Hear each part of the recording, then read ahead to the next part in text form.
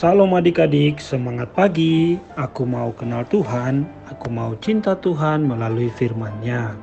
Nah adik-adik, sekian lama kita nyaris off ya di dalam renungan bersama. Nah pagi hari ini kita kembali akan renungan bersama dan pembelajaran kita hari ini kita belajar daripada kitab 2 Tawarik pasal 36.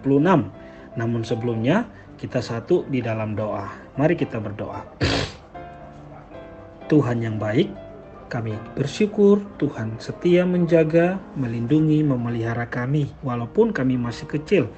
Terima kasih untuk hari yang baru Tuhan beri bagi kami. Kami percaya rahmat-Mu juga baru di hari ini untuk kami nikmati. Dan sebelum kami menjalankan semua aktivitas, kami akan renungan bersama. Tuhan tolonglah semua kami. Dalam nama Yesus kami berdoa. Amin. Amin. Nah adik-adik, pagi hari ini pembelajaran kita dari kitab 2 Tawarik pasal 36 ayat 1 sampai dengan ayat yang keempat. Contoh bacakan bagi kita ya. Ini tentang Raja Yoahas. Ayat yang pertama. Raja negeri menjemput Yoahas anak Yosia dan mengangkat dia menjadi raja di Yerusalem menggantikan ayahnya. Yoahas berumur 23 tahun pada waktu ia menjadi raja dan 3 bulan lamanya ia memerintah di Yerusalem. Raja Mesir memecatnya dari pemerintahannya di Yerusalem dan mendenda negeri itu 100 talenta perak dan 1 talenta emas. Kemudian Raja Mesir mengangkat Eliakim saudara Yoahas menjadi raja atas Yehuda dan Yerusalem dan menukar namanya dengan Yoyakim. Tetapi Yoahas saudaranya itu ditawan oleh Neho dan dibawa ke Mesir. Amin.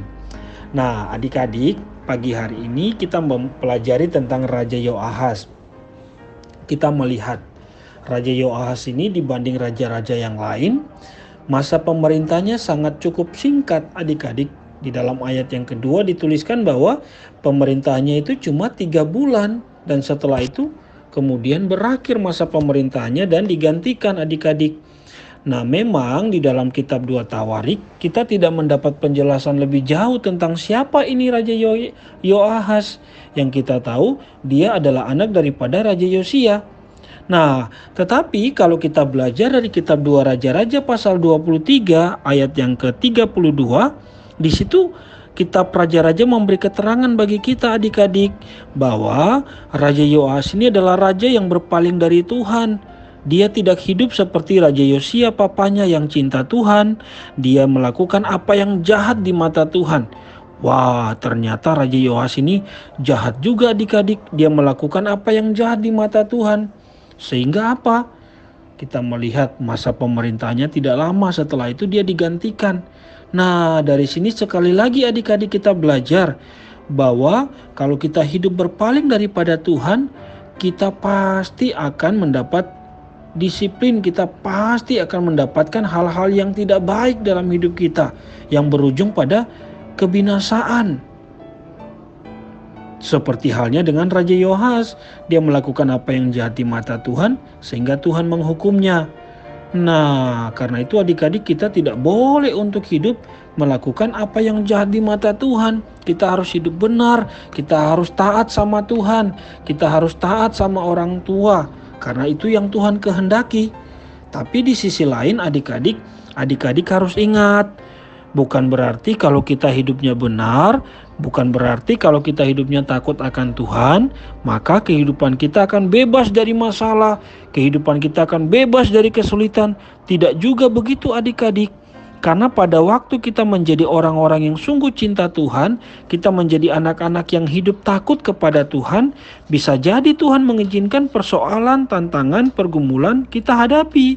Tetapi yakinlah adik-adik bahwa waktu kita menghadapi kesulitan karena kita hidup benar di hadapan Tuhan, Tuhan akan memberikan kekuatan yang baru bagi kita. Tuhan akan memberikan sukacita dan damai dalam kehidupan kita sehingga kita mampu untuk melewati semua persoalan, permasalahan yang ada di dalam hidup kita. Tapi di sisi lain adik-adik, kalaupun kita melakukan kesalahan di hadapan Tuhan, Tuhan pasti mengizinkan kita untuk mengalami hal-hal yang sulit, menghadapi hal-hal yang membuat kita menderita. Tetapi tujuan Tuhan adalah supaya apa adik-adik? Supaya kita itu mengetahui dengan benar, supaya kita memahami dengan benar apa artinya hidup yang sungguh-sungguh takut kepada Tuhan. Nah, karena itu pagi hari ini kita belajar ya, terus setia untuk hidup takut kepada Tuhan, cinta kepada Tuhan, dengar-dengaran sama Tuhan, dengar-dengaran sama orang tua, mengasihi sesama, dan suka menolong orang lain ya. Tuhan Yesus memberkati. Mari kita berdoa.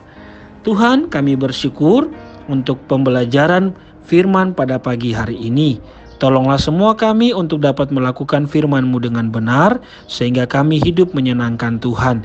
Tolonglah Papa Mama yang bekerja, berupaya untuk mencukupi kebutuhan kami sehari-hari. Berikan kepada Papa Mama kesehatan, beri kekuatan bagi Papa dan Mama. Tuhan tolong kami, supaya sepanjang hari ini kami senantiasa memuliakan Tuhan. Di dalam nama Tuhan Yesus kami berdoa. Amin, amin. Salam adik-adik, sampai jumpa di cerita ataupun renungan sekolah minggu pada hari-hari selanjutnya. Bye-bye.